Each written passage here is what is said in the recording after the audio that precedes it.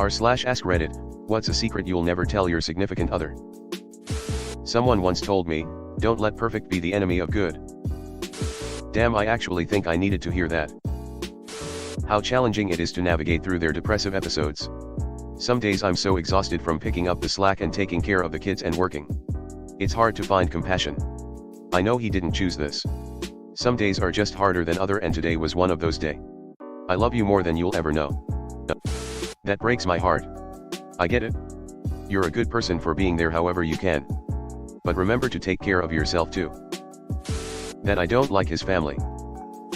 This is mine. I hate how his mom doesn't have boundaries and it's made him think it is normal. I've had to work so hard to get him to realize that she can't demand things of me without asking or by asking him and expecting me to be okay with it. There's a lot to still work on and he wonders why I don't want to visit them often. That I think his mom is a terrible person because she didn't protect him. And their relationship is super weird. Yep, I'm in the same boat. His mom was never there for him, makes a super weird relationship now. They are more like friends. To me it's odd. When we first met he made me promise if I ever gain too much weight you have to tell me to hit the gym. We laughed about it, but that was almost 5 years ago, and now he has gotten pretty overweight and I don't know if I'm supposed to keep my promise or just let him choose his own path with his weight. I'm still attracted to him and love him more than ever, but I want him to be healthy.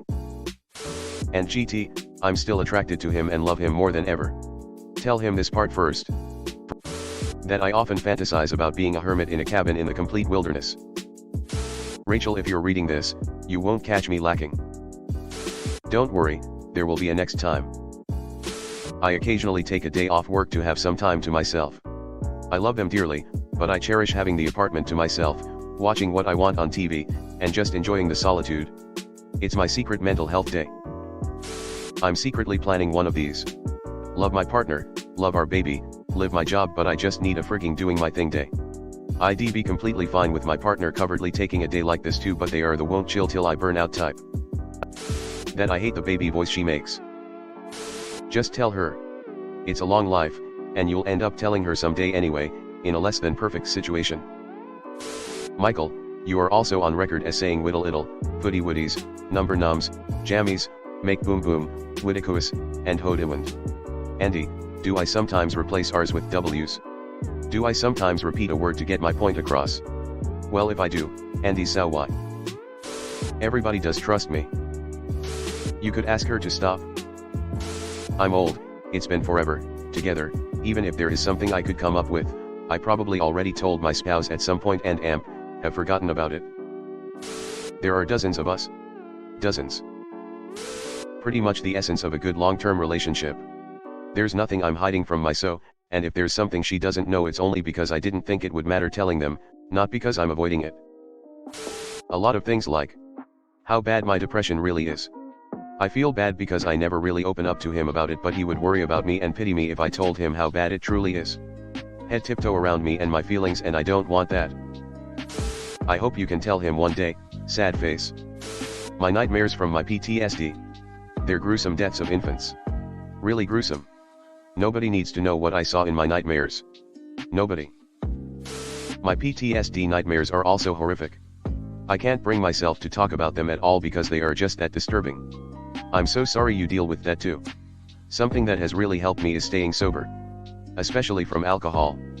I haven't had a single gruesome nightmare in months. EMDR seriously works for trauma. And fast. It was actually me who got a shard of a wine glass stuck in the drain while washing it and accidentally breaking it, not the previous tenant. That I'm not sure I'm happy anymore. If there is one answer that screams talk about it with the partner, it's this. I had lunch with his ex around the time we started dating and they had been broken up for a year. She reached out to me on my work email and wanted to have a little chat. We went out to lunch. She seemed nice and deeply hurt because he had moved on. Still seemed to care about him. We never spoke after that day, and I've never mentioned this in our 16 years of marriage. Yes, that would be awesome. I used to read My Side of the Mountain over and over as a kid. Damn, what did she want to talk about? I can't imagine reaching out to an ex's new partner.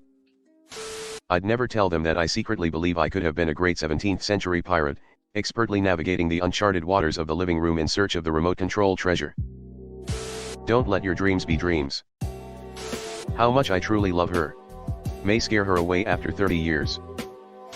She may also know my Reddit handle. If you're being held hostage, blink your eyes 3 times. That I haven't been happy since he asked me for divorce a couple of years ago. I was ready to follow through and last minute he backtracked, but he never said he was sorry, and I haven't been able to fully come back from that.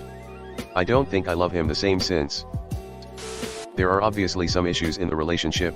This is how they slowly die without anyone saying a word. Please talk about it. My WFH job is pretty easy. The week or two around a deadline can be busy, but most of the time it's a laid-back 25 to 30 HRS a week. He's working long hours at a stressful job. I feel bad telling him I'm mostly just listening to podcasts, working and getting things done around the house at a leisurely pace all day. He's become unattractive to me because most of our conversations he is complaining about something and there's never a solution. Bliss. Not communicating about this kind of thing is why many salvageable relationships end. When my now wife and I started dating, one night I sat her down after we had dinner and told her about 3 skeletons in my closet that I didn't have the energy to hide long term and thought she needed to know. She respected the honesty and it didn't change things, but it meant I could relax completely and I became a better partner as a result. Is the secret that you actually have 4 skeletons? When I was a procurement manager for 14 years, I was actually running a prostitution ring involving 6 locations and 25 to 40 women at any one time. What I did disgusts me, let alone if I told my wife. Holy hell, we have a winner. What brought this to an end? The authorities or something else? It was me who made a dent and scratched the passenger side mirror. No, it didn't happen while the car was parked in the deck. I hit a parked car, lol. I think about dying a lot. I'm not depressed, but I can't say I really enjoy life, and I often think about how it would feel to just not be here. That I dated her half-sister in HS. They've always had different last names, and it was separated by 10 years and never got serious enough to meet parents, and by the time I met them with the current GF it seemed best not to bring it up, and her sister feels the same way. This is honestly one of those things where it probably wouldn't have been a big deal if you told her, but now that it's a secret it might blow up later. That his mother is an exhausting gossiping windmill of geriatric nonsense. That I know when he is lying and I'm just going with the flow. How can you tell when he's lying? I always tell the truth, even when I lie. If he doesn't quit drinking once my youngest starts school in September and I can go back to work, I plan to up and leave while he's away, working 4 provinces over, and I won't be answering the phone when he returns to find the house spotless, with nothing but a TV and a recliner and a 2 to 4 in the fridge. F#CK, you're moving goalposts. This time, when you blame me for drinking, I'll smile and agree. Deleted. Why would you hide this? I absolutely need my alone time and have always been very open with that. That shouldn't be hard for a loving partner to understand. But I hated his cooking and I hated his family's cooking. But he was so happy doing it and they were all so lovely. I focused on tasting the love and not the overcooked beef. I like the crispy fries at the bottom of the French fry box. If I told him I liked the crispies, he'd make me keep them all to myself, and he's so cute when he's excited to get the crispy fries. That I will have that cat sanctuary, even if it's the last thing I do. Geriatric nonsense is a beautiful line and I'm shamelessly stealing it. My mom and mother-in-law are in their 70s and they are absolutely ridiculous in their geriatric nonsense. They are friends, as well as frenemies. They talk shit about each other to me. Worse than teenage girls. That sometimes, her ambitions get in the way of living an actual life. Like Bill Withers said, it's okay to head out for wonderful. But when you get to alright, stop and take a look around.